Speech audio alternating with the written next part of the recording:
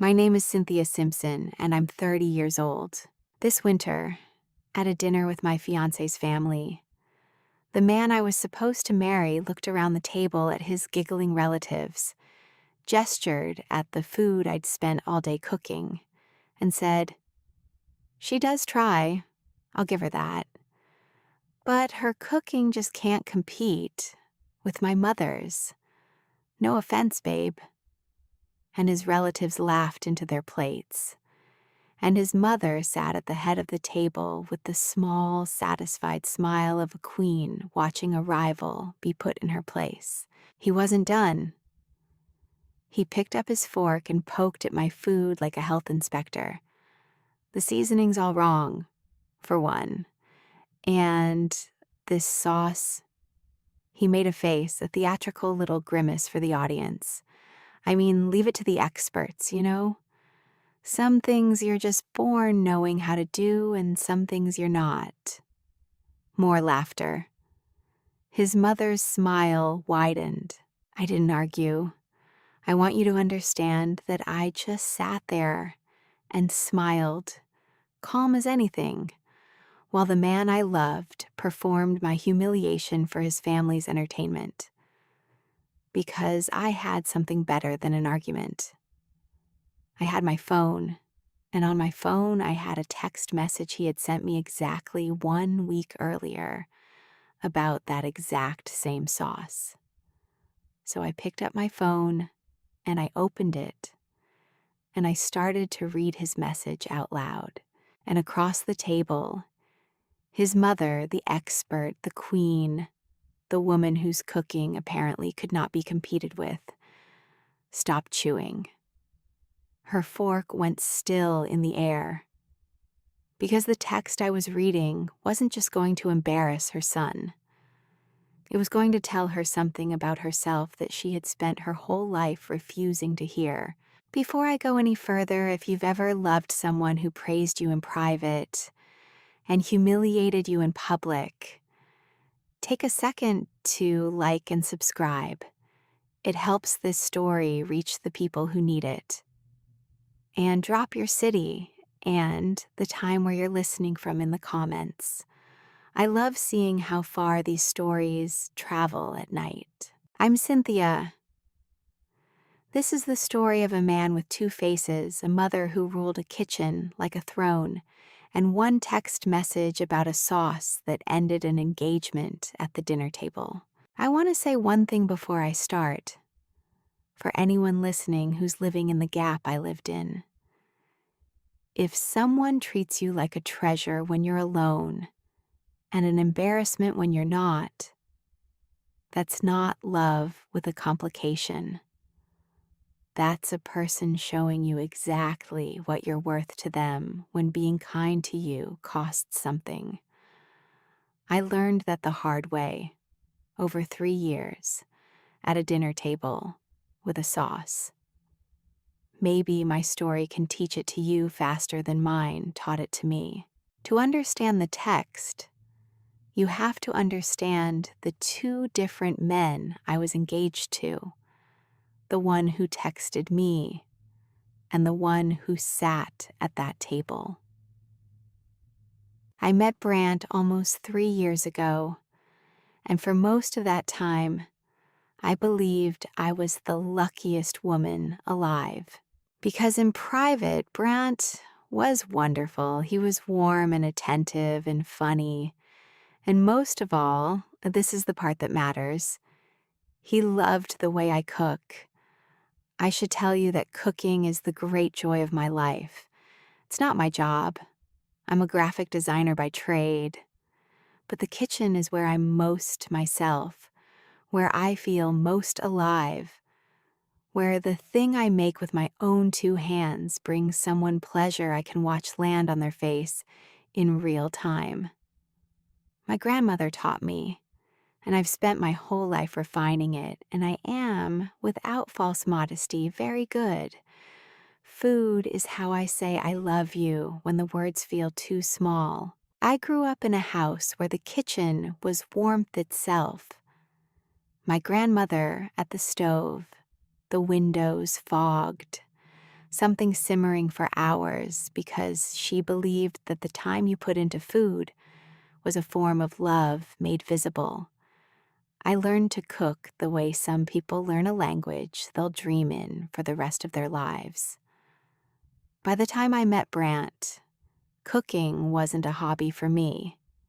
It was the most fluent way I had of telling someone they mattered. When I cooked for Brant, in those early days, I was handing him my whole heart on a plate every single time. And he seemed to understand that, which is part of why I fell so hard. A man who loves your cooking, really loves it, can feel like a man who loves the most essential wordless part of you.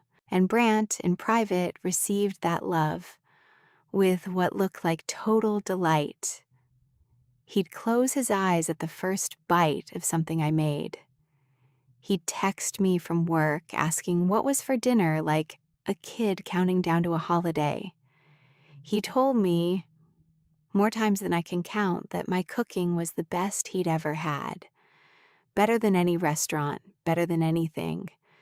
Better, he said specifically and often, than his own mother's, which he framed as the highest compliment he could possibly give, because in his family, his mother's cooking was treated as something close to law, untouchable, beyond question. When Brant said my food beat his mother's, I didn't yet understand what an enormous, almost forbidden thing that was for him to say. I just heard a man I loved telling me my love language was the best he'd ever tasted. I didn't hear the treason in it. I would later. I want to give you a picture of Private Brant, because if I don't, you won't understand why I stayed as long as I did, and you might think I was foolish.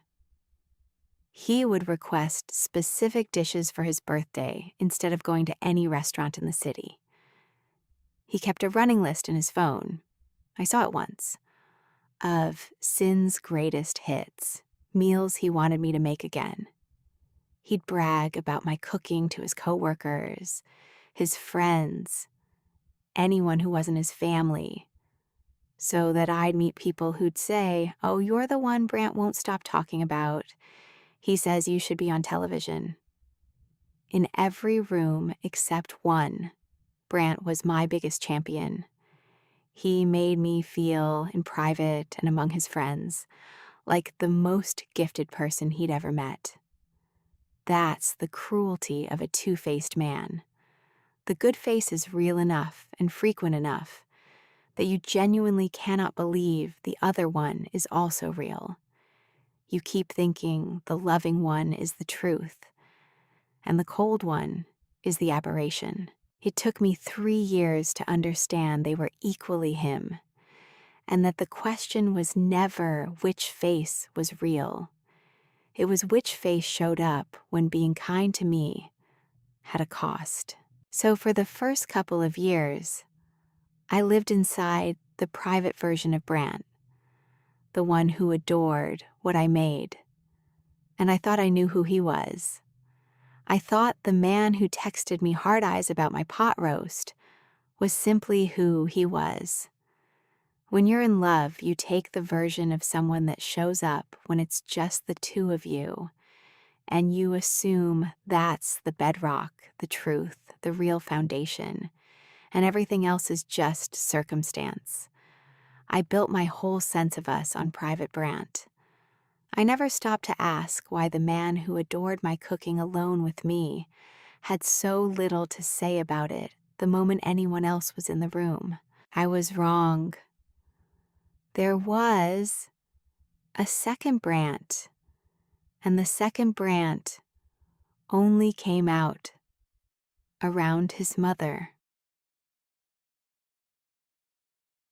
I need to tell you about Marlene, Brant's mother, because she is the key to the whole thing.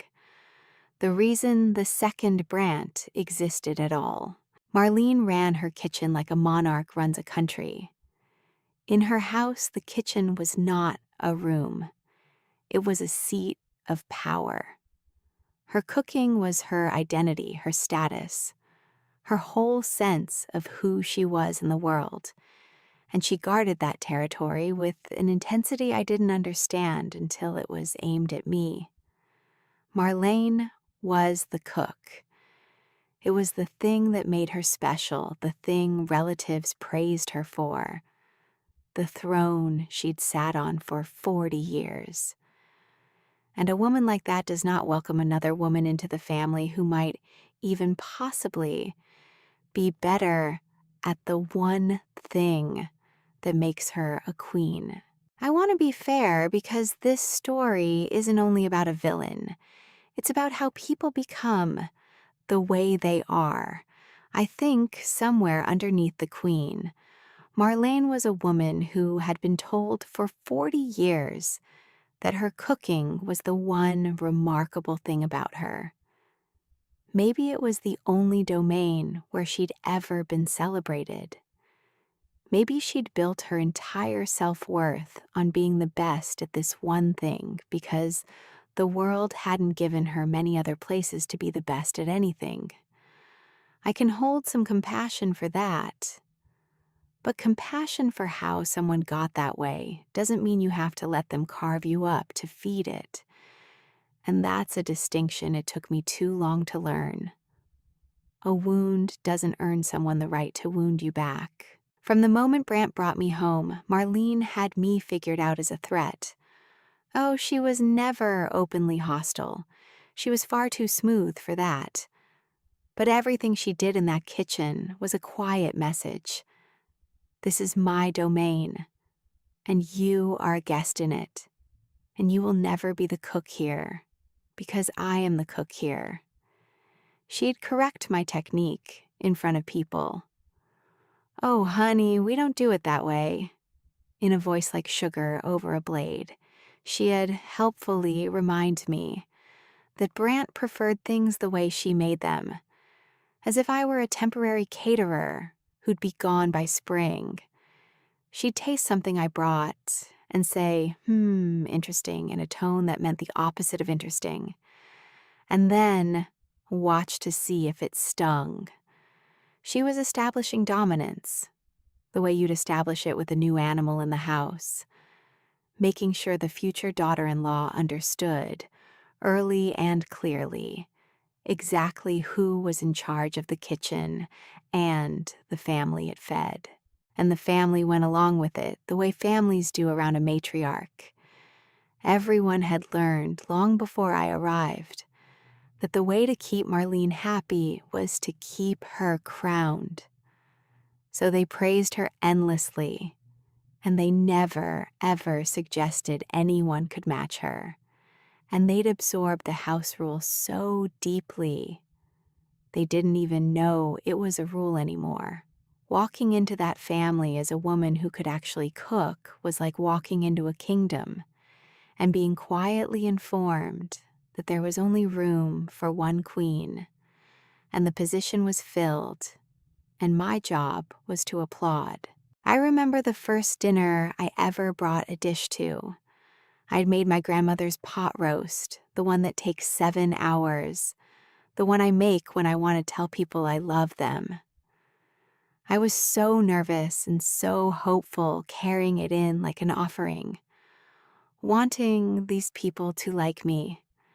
And I watched Marlene clock it the moment I walked through the door, watched her eyes go to the dish, then to her relatives, then back to me, doing some private arithmetic. When it came time to eat, she served her own roast first, made sure everyone had a full plate of hers, and then, almost as an afterthought, gestured at mine and said, "And Cynthia brought something too. Wasn't that sweet? Go ahead and try a little, if you've got room." A little, if you've got room. She'd engineered it so that by the time anyone reached my food, they were already full of hers. And my offering became a courtesy taste, a footnote, a thing you nibble to be polite. It was so smooth I almost didn't catch it, but I caught the smile she gave me afterward, the small, satisfied one. and I understood that it had not been an accident at all. She'd put me in my place so gracefully that I couldn't even object without looking ungrateful. I told myself I could win her over. That's what you do when you love someone. You believe that enough patience and warmth and effort will eventually melt the people who matter to him. So I tried. I complimented her cooking lavishly. I asked for her recipes. I shrank myself in her kitchen, played the eager student, never once let on that I might know a thing or two she didn't.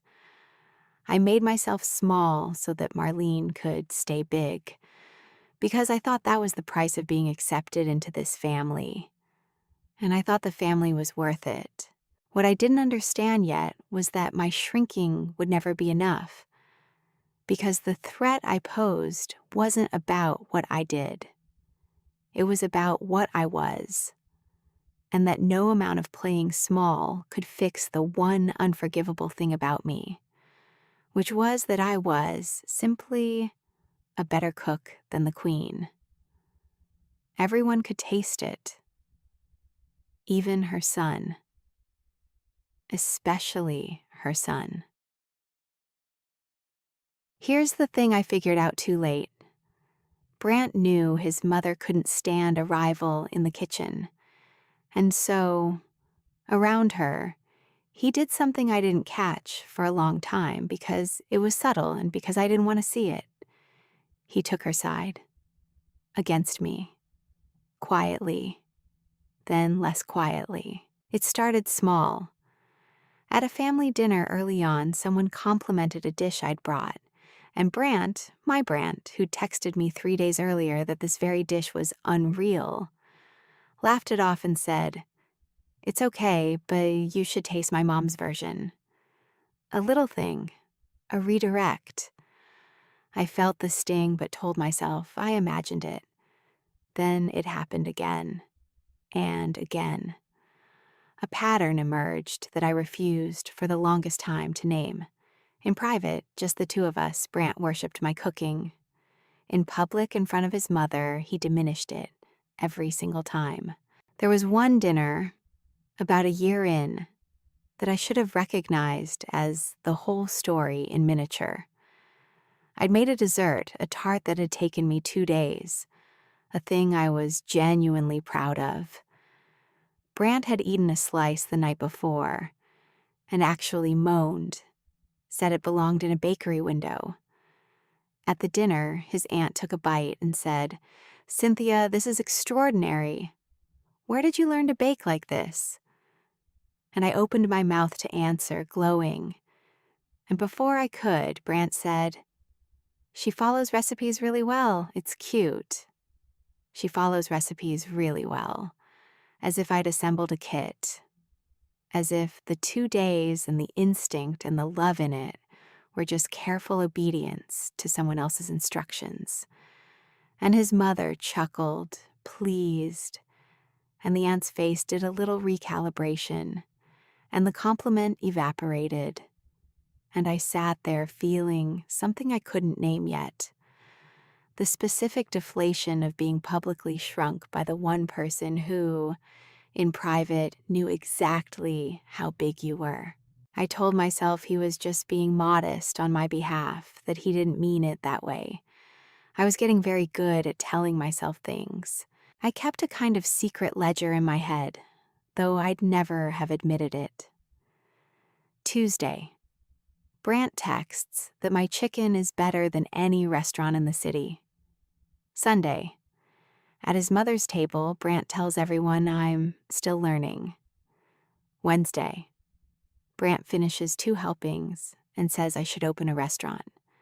Saturday. At Marlene's. Brant says, "Sin does her best, but you can't beat moms."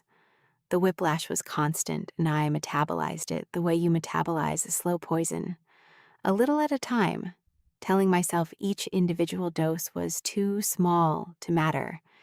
It was never one big betrayal I could point to. It was 1,000 tiny ones, each deniable, each easy to explain away, until the explaining away had become a full-time job I didn't know I'd taken. I understand it now, though understanding it doesn't make it hurt less.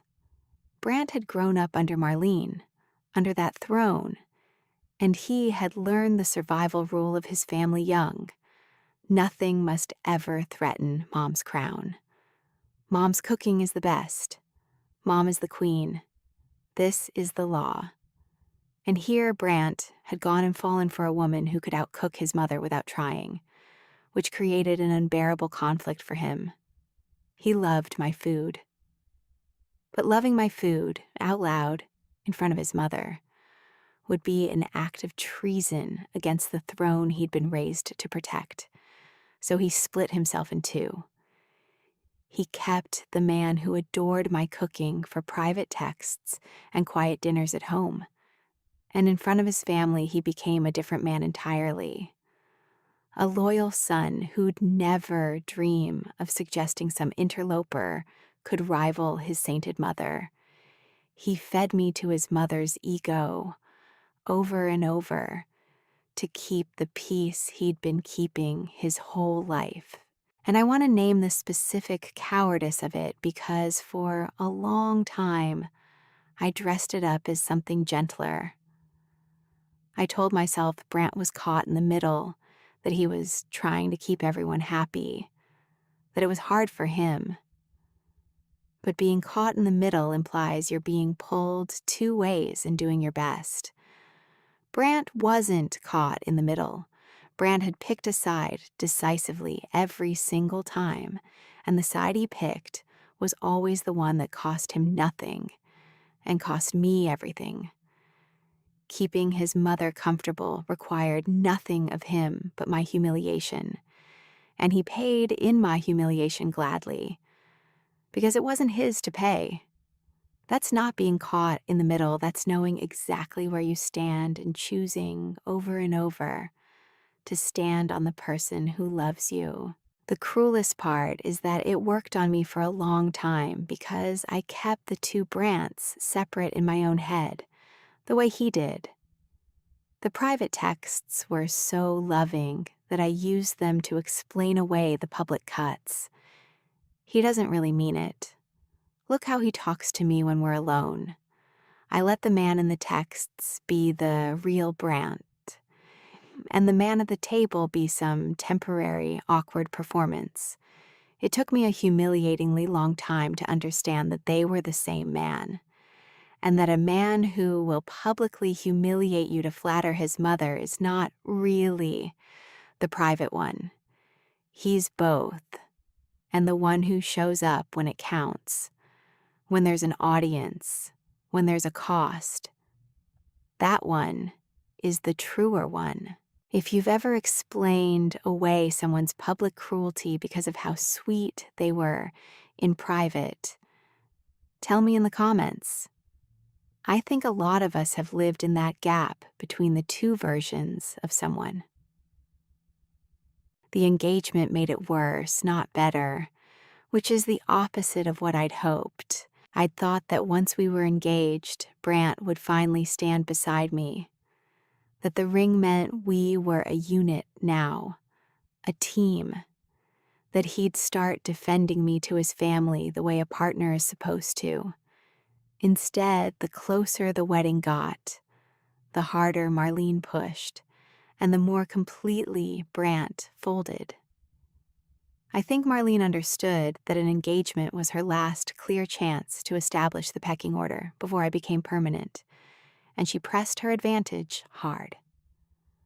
The kitchen comments got sharper. The reminders of who was the real cook got more frequent. And Brant, caught between his mother's tightening grip and his cowardice, chose every time to manage his mother by sacrificing me. I started to feel something I'd never felt in the early days, a loneliness right in the middle of my own engagement. I was marrying a man who, in front of the people who mattered most to him, treated me as lesser, who let his mother put me in my place, and then helped her do it. Who would text me that my food was the best thing that ever happened to him. And then, 48 hours later, tell his cousins I should leave it to the experts. I'd lie awake next to him, feel the gap between the two Brants widen into something I could fall into. I tried to talk to him about it once, gently, the way you raise something with a person you're afraid of losing. I said it hurt me, the way he talked about my cooking in front of his family. I didn't even accuse him of lying. I just said it hurt. And he did the thing that, looking back, should have told me everything. He didn't apologize, and he didn't deny it, and he didn't promise to stop. He managed me. He pulled me close and laughed softly and said, "Babe, you know I love your cooking more than anything. That stuff at dinner that's just how it is with my mom. You know how she is. Don't let it get in your head. You know how I really feel." And he kissed my forehead, and I let it go, because the warmth felt so real, and the alternative, pressing it, forcing him to actually choose, felt so dangerous. That's how the management worked. He'd give me just enough private tenderness to make me afraid to risk it by demanding public respect. The tenderness wasn't a contradiction of the cruelty. It was the thing that kept me quiet about the cruelty. I see that now. I didn't then. And here's the part I'm not proud of. I kept planning the wedding anyway, because I'd already said yes, because the invitations were a thing, because I'd told everyone, because admitting that the man I was about to marry didn't really respect me was so much harder than just continuing to smooth it over. I was doing the thing I'd done in Marlene's kitchen, making myself small, swallowing it, keeping the peace. Except now I was doing it about my whole life. I was shrinking myself into a marriage. What I didn't know that winter was that Brant himself was about to hand me the one thing that would make it impossible to keep pretending. He was about to put it in writing. It happened the week before the dinner. The text. Brant's family had a big dinner coming up. A winter gathering, the kind where all the relatives come, and Marlene holds court over a groaning table and everyone tells her she's outdone herself again.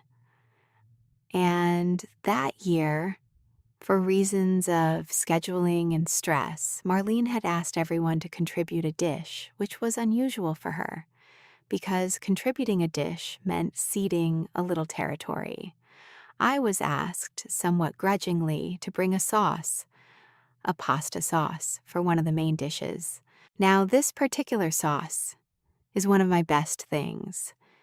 It's a recipe I've spent years perfecting, slow-cooked, layered, the kind of thing that tastes like it took someone who knew what they were doing all day. Because it did. And the week before the dinner, I made a test batch at home to make sure it was perfect, and Brant ate a bowl of it standing at the counter. And then he texted me about it the next day from work. I think about the timing of that test batch a lot now. It was such an ordinary evening. He stood at my counter in his socks, eating sauce out of the pot with a spoon before it was even technically done, the way he did, the way Private Brant always did. Completely unguarded, completely sincere, a man genuinely delighted by something the woman he loved had made. There was no audience in my kitchen that night, no mother to perform for, no relatives to flatter, no throne to protect.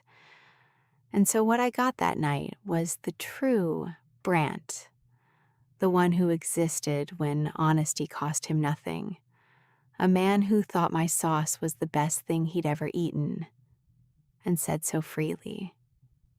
The tragedy of Brant was never that he didn't know the truth.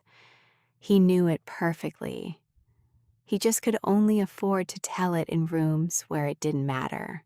I still have the text. I will have it forever. He wrote, "Babe, I cannot stop thinking about that sauce. I'm serious. It's the best thing I've ever put in my mouth. It's so much better than my mom's. It's not even close. Hers is like ketchup compared to yours, LOL. I could eat that every day for the rest of my life. Marry me again. So much better than my mom's. It's not even close." In writing, from his own phone, a week before, he would stand at his mother's table and tell his entire family that my cooking couldn't compete with hers, and that I should leave it to the experts and pick apart that exact sauce in front of everyone. I read that text when he sent it and I glowed, the way I always did at Private Brant. I had no idea that day that I was holding the thing that would end us. I just thought my fiancé loved my sauce. I didn't yet know I'd need it. I didn't yet know that the same sauce, 1 week later, would be sitting on his mother's table, being torn apart by the same mouth that had called it the best thing it ever tasted, and that I'd be the only person at the table who knew both halves of the truth, with the proof in my pocket. The dinner was on a Saturday in the middle of December at Marlene's house, with the whole family. A dozen relatives, the good dishes out, the kitchen throne room operating at full power. I'd brought my sauce as requested. I'd gotten up early and made a fresh batch, even better than the test one, and I'd carried it over in my best pot, and I'd watched it go onto the table among all of Marlene's dishes. And I'd felt stupidly a small flicker of hope that maybe tonight, with my food literally on the table beside hers, Brant might finally, for once, say something kind about it in front of his family. Maybe tonight would be the night the Private Brant showed up in public. For a while, the dinner was fine. People ate. People complimented Marlene, as always, on everything. And Marlene accepted the praise like tribute. And then someone, one of the cousins, took a bite of the pasta with my sauce on it and paused and said, "Oh, wow, this sauce is really good. Marlene, did you do something different?" And I watched it happen. I watched Marlene's face flicker, because she knew that sauce wasn't hers, and she did not like that a cousin was praising it and crediting her in a way that would, in about 2 seconds, require either a lie or an admission that the new girl had made the best thing on the table. And I watched Brant watch his mother's face, and I watched him make his choice. "Oh, that's Cynthia's," Brant said with a little laugh. "She does try, I'll give her that." And he launched into it, get the whole performance. Can't compete with my mother's. Seasonings all wrong. Leave it to the experts. The relatives giggled. Marlene's threatened expression melted into that satisfied queen's smile, because her son had just in one smooth move taken the dangerous compliment away from me and handed the kitchen crown firmly back to her. Order restored, the rival put in her place, the throne secure, and Brant picked up his fork and poked at my sauce, my beautiful sauce, the one he'd called the best thing he'd ever put in his mouth 7 days earlier, and made his little grimace for the audience, and the whole table laughed at me. I felt the old reflex rise up, the urge to shrink, to smile it away, to make myself small so the queen could stay big, and the peace could be kept, and the dinner could go on. I'd done it 100 times. Every cell in my body knew the choreography of swallowing this. But something was different this time, and the difference was the text. Because as I sat there with my face hot and the relatives laughing, I remembered, with sudden crystalline clarity, that I was carrying in my pocket, in his own words, the complete refutation of everything he'd just said. The man who'd called my sauce garbage in front of his family had called it the best thing he'd ever eaten. In writing, a week ago. Both things could not be true.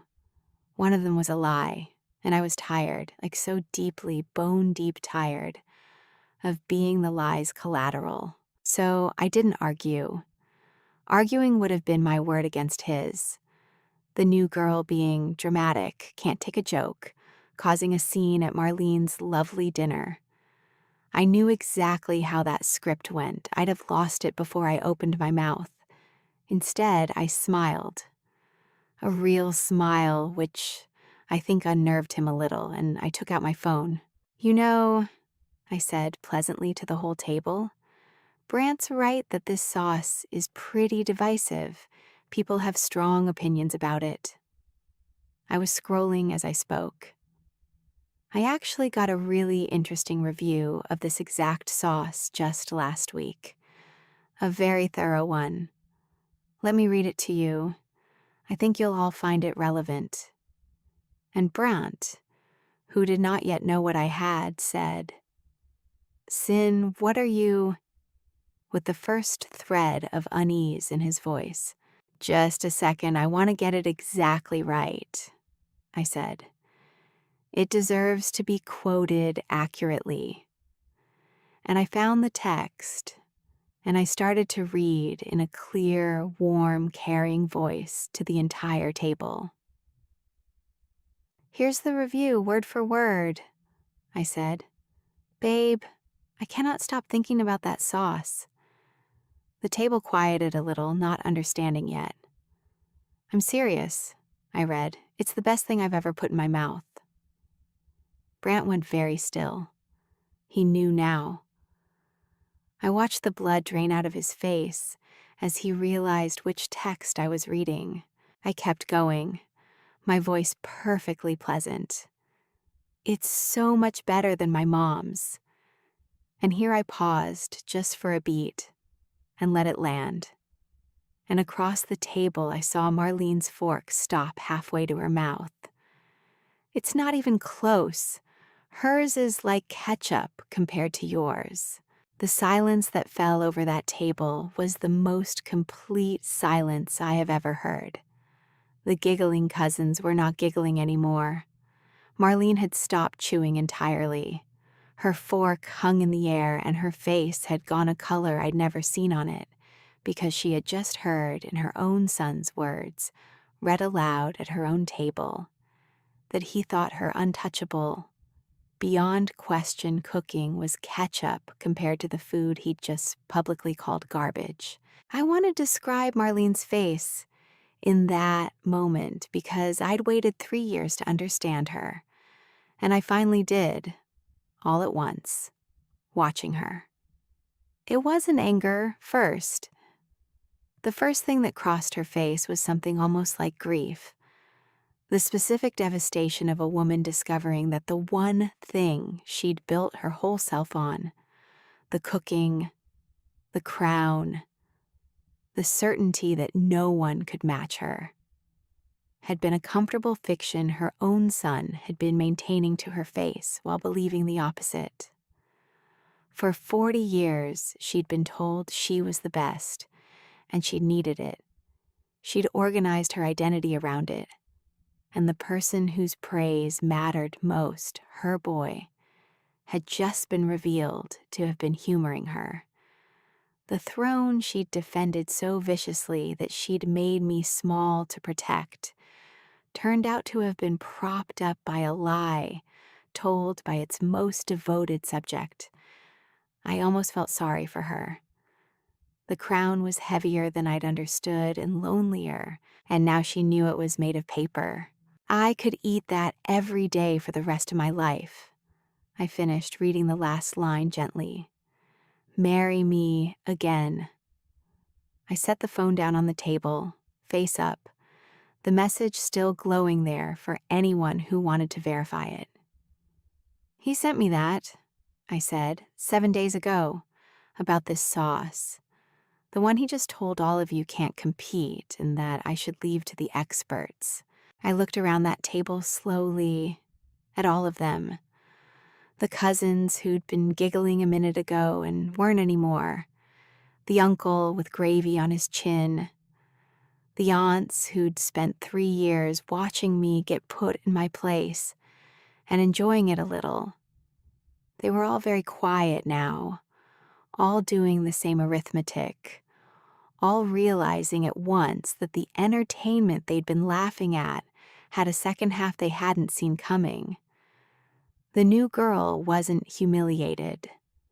The new girl had just read, in the Golden Sun's own words, that everything he'd said for 3 years at this table was a performance, and that the queen they'd all dutifully crowned had just been ranked beneath the very food they'd been trained to mock. I looked at Brant. He was opening and closing his mouth like a man drowning. "So which is it, Brant?" I asked, still pleasant, still calm, because the calm was the most powerful thing in the room. "Is it the best thing you've ever eaten and better than your mother's? Or is it garbage I should leave to the experts? Because it can't be both. One of those was a lie. The only question is which audience you lied to, me or them." What happened next happened fast, the way these things do once the dam breaks. Marlene found her voice first, and it came out strangled. "Brant," she said, "you told her my cooking was ketchup?" And there it was, the thing I'd realized the second I decided to read the text aloud. My humiliation was never going to be the headline. The headline was that Brant, the loyal son, the protector of the throne, had committed the one true sin in that family. He'd ranked someone above his mother. He'd done it in private, thinking it was safe, the way he did everything that was real in private. And now his mother knew. The queen had heard from her favorite son's own words that he thought the new girl's sauce made hers taste like ketchup. And the relatives, the ones who'd been giggling at me 10 minutes earlier, were now looking at Brant with a slow, dawning reassessment, because they were all recalculating 3 years of dinners in real time. Every time Brant had put me down to elevate his mother, they'd read it as a devoted son honoring his mom. Now they were learning it had been theater, that the devoted son privately thought the opposite of everything he'd performed, and they were wondering, you could see it on their faces, what else Brant had performed, what else in this family was a show. The uncle with the gravy chin set down his fork. An aunt murmured something to another aunt. The crown wasn't just cracked. The whole court was quietly realizing it had been applauding a play. The whole architecture of Brant's life collapsed in that moment, and it was fascinating to watch, in a distant sort of way, because it revealed exactly what he'd been doing all along. He'd been managing 2 relationships with 2 lies. To me, the lie was, "I'll always have your back." To his mother, the lie was, "No one could ever cook like you." And he'd kept those 2 lies in 2 separate rooms his whole life, and I had just knocked down the wall between the rooms. And now both women he'd been lying to were looking at him at the same time, and he had nothing, absolutely nothing to say. "Sin, that was just a text. I was being sweet. You're taking it out of," he started. "Out of context," I said. "What context makes her cooking is like ketchup compared to yours, into a compliment for your mother? What context makes calling it the best thing you ever ate and then telling your whole family it's inedible into anything other than you lying to one of us? I shook my head, and I wasn't even angry anymore, which surprised me. I was something quieter and more final. There's no context, Brant. There's just you telling whatever lie keeps you safe in whatever room you're standing in. It's you. I stood up from the table. I remember it felt like standing up out of water, like surfacing. I want to say something and then I'm going to go, I said to the whole table, and my voice was steady. For 3 years, this man told me, in private, that my cooking was the best thing in his life, and in public, in front of all of you, he told everyone it wasn't good enough. I used to think the private one was the real him, and the public one was just keeping the peace. I was wrong. They're both real. He's a man who will say whatever the room wants to hear, and tonight the room wanted to watch him humiliate me to flatter his mother. So he did with a smile, the way he's done 100 times. I looked at Marlene, who was still frozen. And I'm sorry you had to find out this way that the son you raised to protect your crown thinks your cooking is ketchup. But that's between the two of you now. It's not my kitchen. It was never going to be my kitchen. You made very sure of that. I picked up my pot. I want you to know I picked up my pot. The one with the sauce in it, my sauce, the best thing on that table. Because I was not going to leave it there to be picked apart by people who couldn't make it. The seasoning isn't wrong, I said almost gently to Brant as I gathered my coat. You wrote it yourself. You just couldn't afford to say it out loud because in this family, being honest about a sauce costs more than you were ever willing to pay. I hope the piece was worth it. I really do. Because it just cost you me. Nobody tried to stop me. That's a detail I think about. 12 relatives and not one of them said a word. Not Brant, who had no words left. Not Marlene, who was still staring at the space where the phone had been. Not a single cousin or aunt or uncle. They just watched me gather my coat and my pot in a silence so total you could hear the furnace running. 3 years I'd spent trying to win these people, to shrink myself enough to be allowed in the end they let me walk out without a sound because there was nothing left to perform.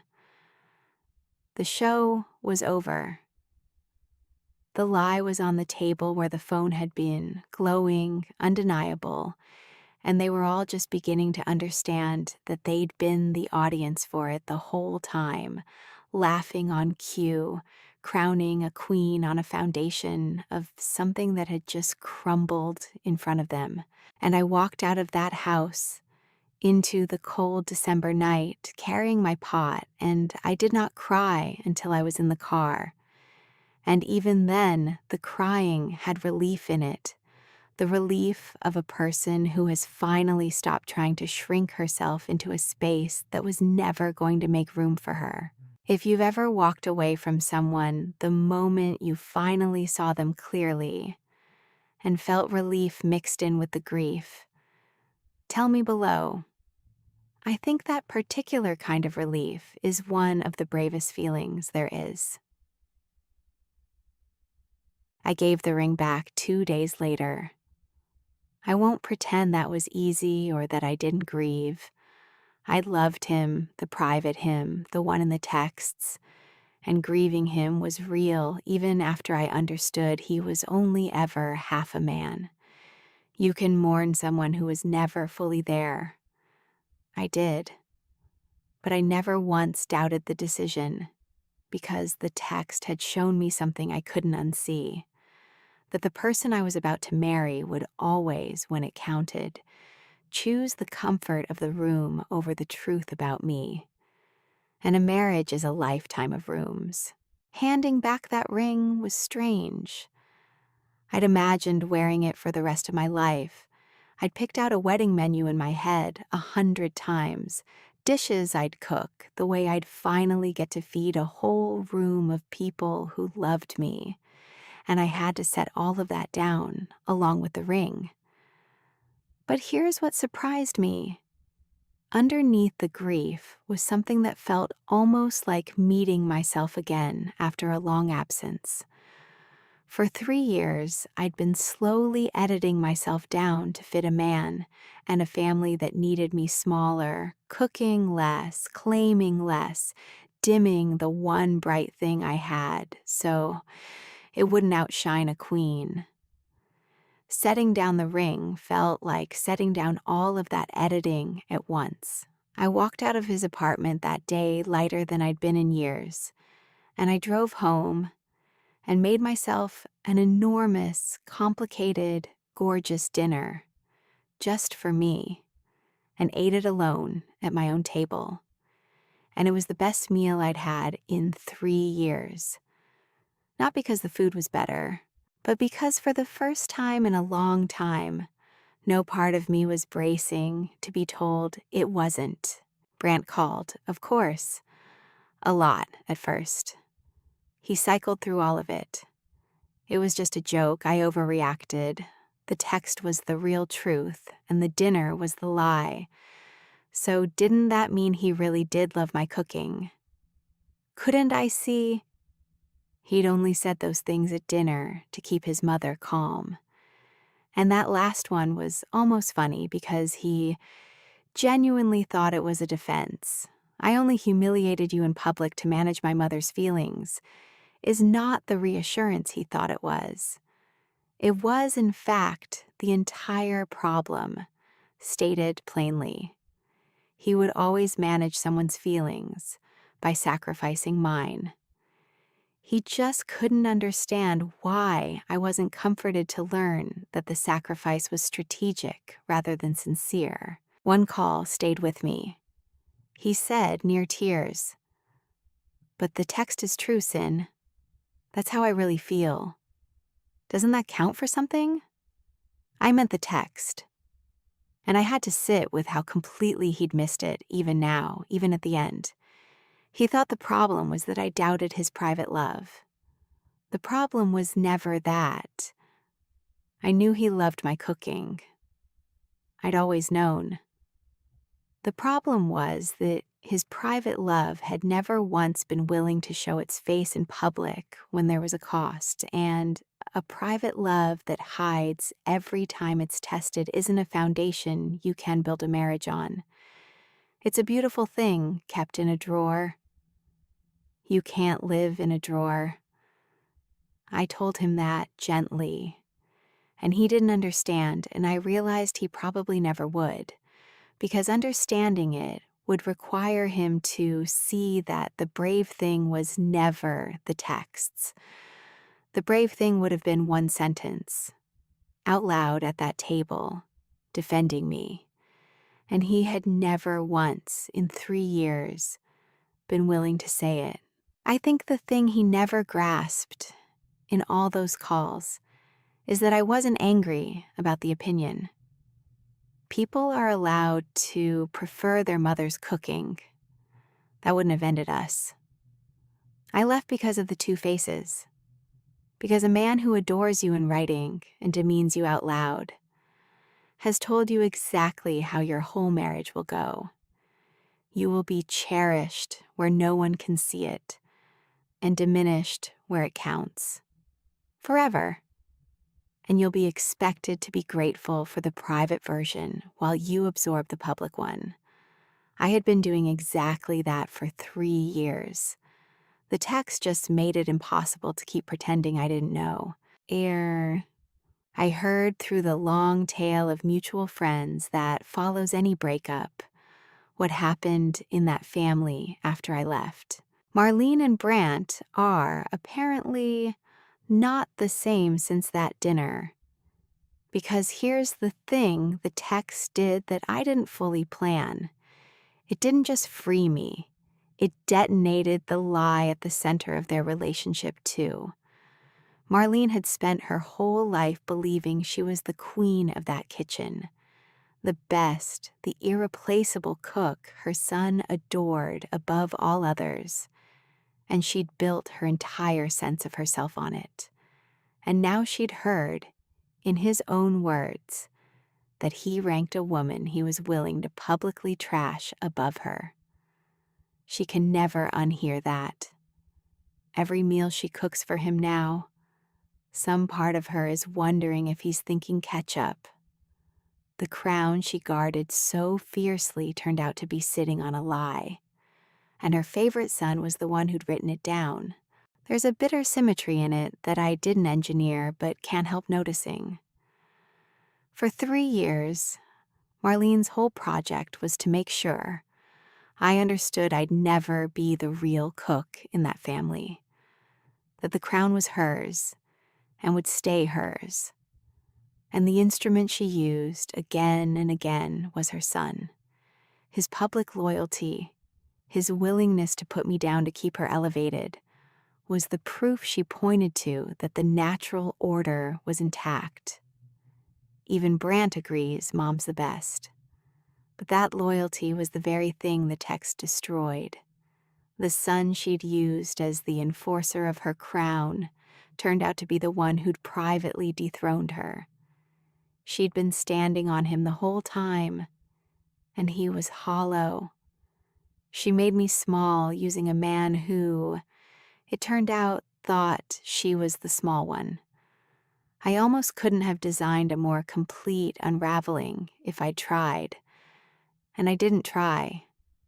I just read his words.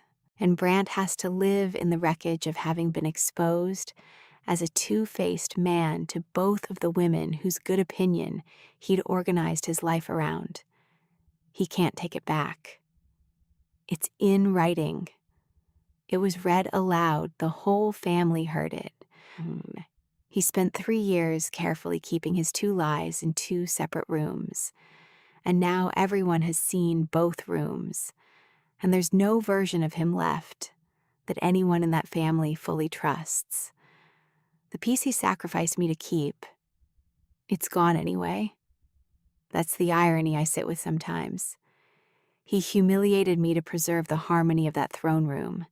And in the end, the throne room came down regardless, because lies that elaborate always come down. He just got to keep me right up until the moment it did, and now he doesn't even have that. I don't tell you this out of vengeance. I tell you because there's a justice in it that no argument of mine could ever have delivered. I didn't have to destroy anything. I just had to read his own words back to him in the room where he'd assumed they'd never be heard. People ask me if I regret it, doing it at the dinner, in front of everyone, instead of quietly, in private. And I think about all the years I did everything quietly, in private. I shrank quietly. I swallowed it quietly. I made myself small in that kitchen quietly for years, and all my quiet ever bought me was more of the same. The private was Brant's home turf. It was where he kept the loving lies that made the public cruelty bearable. If I'd confronted him privately, he'd have wrapped me back up in the sweet version, the texts, the man who closed his eyes at the first bite, and I'd have talked myself back into the marriage by Monday. I know I would have. I'd done it 100 times. People who haven't lived it sometimes say I was harsh, that I could have pulled him aside, shown him the text quietly, given him a chance to make it right without the audience. And I understand why they think that, but they're missing the whole shape of what was wrong. The audience wasn't incidental to Brant's cruelty. The audience was the entire point of it. He humiliated me in public for an audience to buy something from that audience. His mother's approval, the family's, the preservation of the throne. The wound was public by design. A private apology can't heal a public wound. It just moves the truth back into the drawer where he'd always kept it. The only honest place to answer a public humiliation is in the same public square where it happened. I didn't choose the dinner table out of cruelty. He chose the dinner table 3 years running. I just finally showed up to it with the truth. The only place his lie couldn't survive was out loud, in the open, in front of the very audience he'd performed it for. So no, I don't regret the dinner. The dinner was the one place the truth was stronger than he was. My fiancé told his whole family my cooking couldn't compete with his mother's. He was the one who'd written, in his own hand, that it left hers in the dust. I didn't say a single cruel word at that table. I didn't have to. I just read him his own review out loud and let a man's two faces finally meet each other in the same room. I cook for myself now, mostly, and for people who say out loud in front of anyone that they love what I make. My sauce is still the best thing on any table I put it on. I know that because I always knew it. I just spent 3 years letting a man with two faces convince me to pretend I didn't. I've started cooking big again, too. The ambitious things, the all-day things, the dishes I'd quietly stopped attempting because some part of me had learned to keep my talent small enough not to threaten anyone. The first dinner party I threw after it all ended, I made everything I'd been holding back for 3 years, and my friends sat around my table and praised it loudly and sincerely, with no one flinching, no one redirecting, no one telling me I follow recipes well. And I realized, sitting there, that I'd spent 3 years starving for a thing I could have given myself all along, a table where the truth about me was allowed to be said out loud.